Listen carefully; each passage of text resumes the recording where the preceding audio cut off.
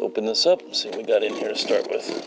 And be careful while we're doing this too. We don't want to cut anything that's inside. All right. This is our ground sleeve. It's the part that goes in the ground in the concrete. Comes with a set of instructions as well. That makes it easier. This is the top section because that's where the pulley is, so that's got to be the very top.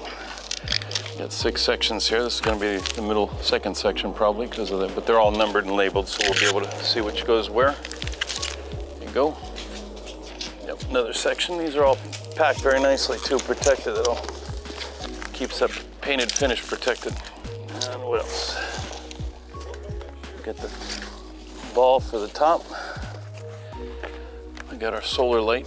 It's going to go on top with it. We got our parts and pieces with the snap hooks and the flag as well. And we're good. Everything's in here that should be. Okay, these 2 unfinished pieces are going to be the bottom section of the pole. The ground sleeve is the part that goes in the concrete. This is one of the critical parts you want to make sure is nice and straight as we go along, you'll see. We'll get this started. All right, our ground sleeve is 18 inches long. So we're going to go down in the ground about 16 inches. We want about 2 inches sticking up above the grade so we don't get any dirt in there over time. So we're probably going to do about a 16-inch wide hole. Should take about 2 bags of concrete. That should give it plenty of stability. If you get into a rocky condition, the hole could be a little bit smaller, but this should be good here. 17, we don't need much more. We're just going to make this wider then. Okay, we got our hole dug, sleeve centered in the hole, nice and straight. And to make sure it's solid on the bottom when you set it in there, so it's standing on its own. We've got our Quickcrete fast setting concrete. I'd suggest you use this. It sets up real quick, allows you to put the pole together and put it all up in the same day. So we've got a couple bags here. We're going to just mix the concrete, pour it in there. We'll check our level on the tube along the way and make sure everything's nice and straight. Take it out? Yeah, let's dump it out. Let's go. Yeah. Try and keep the concrete out of the grass.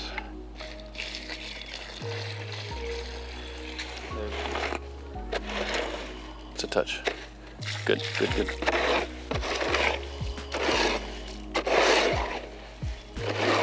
Now we've got our concrete mixed. We want to mix about a half a bag to start with. Make it nice and wet so that it's going to flow evenly. You want to have somebody holding the tube to make sure it doesn't shift. You want to pour this in slowly so that it gets all around the bottom to give it some support. Good, good, good, good. That's good. Perfect. That works. Do the rest of it.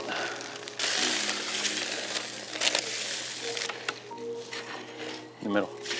There you go. Good.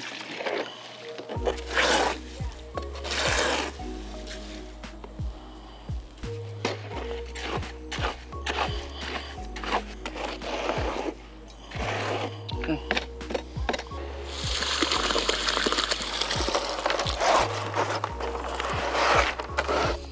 Good. Okay, next critical point. This is very important. You want to get a 4-foot level. Slide it down inside the pole, the pipe, the sleeve itself. Press it solid against one side. Make sure it's nice and straight. Make sure that's good before the concrete starts curing. And you want to check it again at 90 degrees. Make sure that direction is straight. Once you get that, then you mix the next bag of concrete and just keep going. Checking it every time you put concrete in there.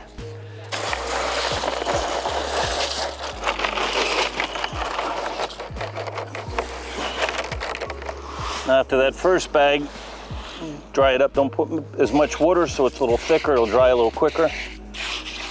Makes it easier to get it around and work it out.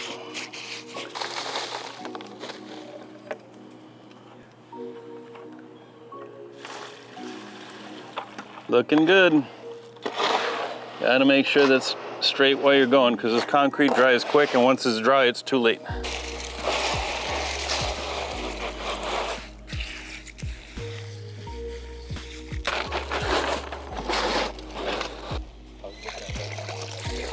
Good. It'll work. Okay, now we got the ground sleeve set. It's nice and straight, plumb. We're gonna let that concrete dry while we assemble the pole, put it together, and then as soon as this concrete's good and set, we'll be putting the pole back up. Okay, we got the bottom section. The other sleeve that goes with this goes in the first piece. The bottom section is the piece with the cleat on it. It's already welded in place, no connection required. I'm just gonna slide this in here. line up the 4 holes and drop a bolt through. It's gonna pop in though when it gets to the square part. It has to go all the way in though, against the square. There we go. Those carriage bolts, you want to make sure they're fully seated before you put the nuts and washers on to make sure you've got them straight and lined up.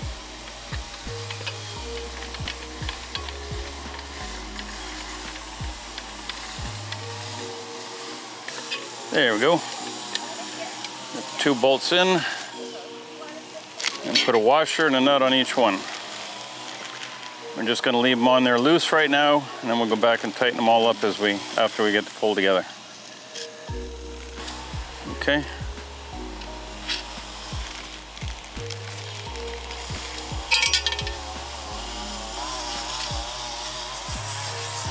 We're just going to do this one section at a time, same exact way, until we get all of it put together in one piece. Then we're going to go back and tighten up all the bolts to make sure everything's nice and secure.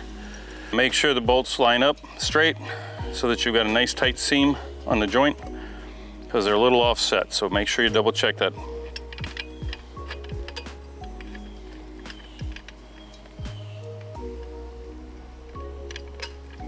Perfect.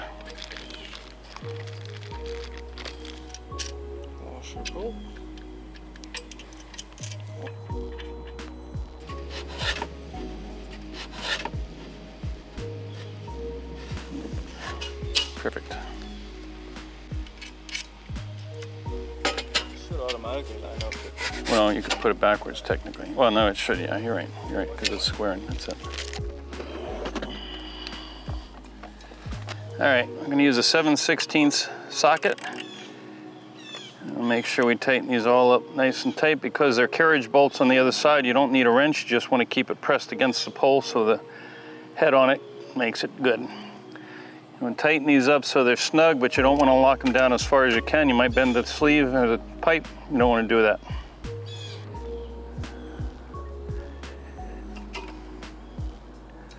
Again, you don't want to go too tight, just so they're locked. These are lock nuts, so once they're on, they're not going to vibrate or come loose.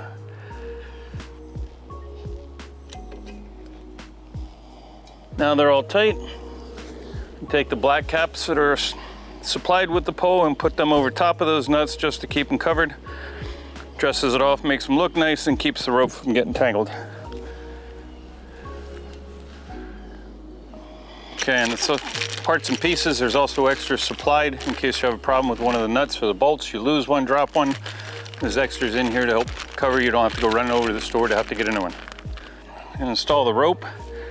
Put the rope, one end of the rope through the pulley after you've extended them all out. I tie the 2 ends together right away so that you know where they're even. And then carefully you want to walk that down to the bottom of the pole, making sure it's not tangled, and good. Now, the pole usually comes with a gold ball finial. You can upgrade to an eagle. This customer wants a gold eagle, so we're going to put that on. We also have a solar light kit to be shining down on the flag while it's up at night. And put the light on the eagle, put the nut that comes with it underneath. That's going to allow you to tighten up the eagle in the place that it needs to go. And we're going to screw the eagle in. There we go. Okay, we're going to screw this down, get it as close as we can. The rope is going to face the house, but you want the eagle facing the opposite, which is going to be facing the street.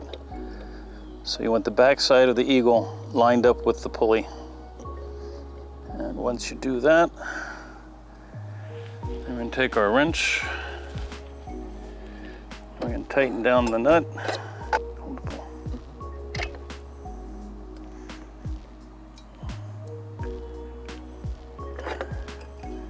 Perfect. Okay. All right, that takes care of that. Your next step, you want to tie the rope up on the cleat just so it's out of your way while you're walking the pole up. Don't trip over to get it caught in something until we dress it off to put on the hooks. Pick up the pole, takes 2 people. And walk this up just like a ladder. Make sure your concrete's nice and dry. I'm gonna hold the bottom on the ground behind it. Go ahead. Slowly walk it up, hand over hand. You wanna keep pressure on this bottom so that it doesn't kick up until the pole's straight up.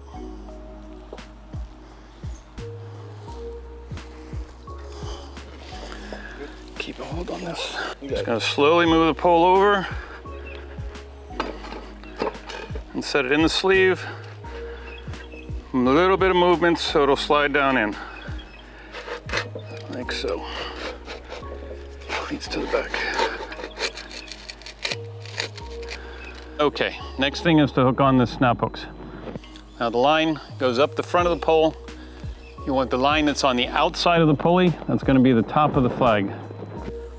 The way I do this, I tie them in with a half knot, that way they can be adjusted. And I'll show you why we're doing that in just a minute.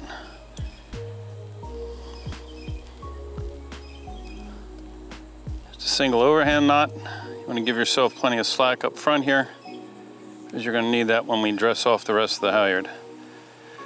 And we're going to put the next one on the back halyard, doing the same thing. The pole comes with 2 extra hooks. If you're going to be flying 2 flags, you just do 2 more this way on the same side. So you have 1 snap hook on the top for the front halyard for the top of the flag, and the other 3 will be on the bottom. I'm going to roll this back and forth a couple times, make sure the kinks are out of it. Put these together, that way the end doesn't get away from me while I'm working on it. If I can get that in there. Now, do this. You want to bend the end of the rope in a loop. Use some white electrical tape. Just tape around that to go down. Try to make it nice and clean. Good. Doke. Now we're going to take the other end. We're going to feed it through here to make it like a figure 8. You go through from the bottom, go around, come back through from the top. Measure them to be about the same size, so they're even, and then tape that other side. And I'll show you in just a minute why we're doing it this way. All the way down and then back up one more time. Main reason we do it this way, a lot of people tie 1 hook to one end of the rope and the other hook to the other end, which works fine until the first time you go and change the flag. You take the flag off, go and get the new one, come back to the pole, and suddenly one end's sitting at the top of the pole and you got to take it down to get it. This makes it endless so it can't come apart. The other advantage in a windy day, you can push these apart, put your hand through. It leaves you both hands to work on the flag, and the rope's not blowing, the flag's not blowing out away from you. And that halyard is dressed. Next, we'll install the flag. These are, like I said, adjustable, so if you change the size of your flags, add different flags, all you have to do is just adjust the knots so that they fit properly. Okay, carefully unfold the flag. You want to make sure that flag doesn't touch the ground. Okay, you snap the snap hook through the top grommet and pull the flag up a little bit. Keep yours over that way. You have it. I'm going to snap the bottom one on, and now we're going to adjust the rope so it fits the flag.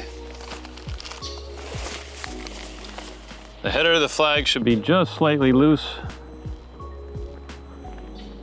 and the rope is tight. That way the rope is carrying all the weight for the flag like so, and then you just pull it up to the top.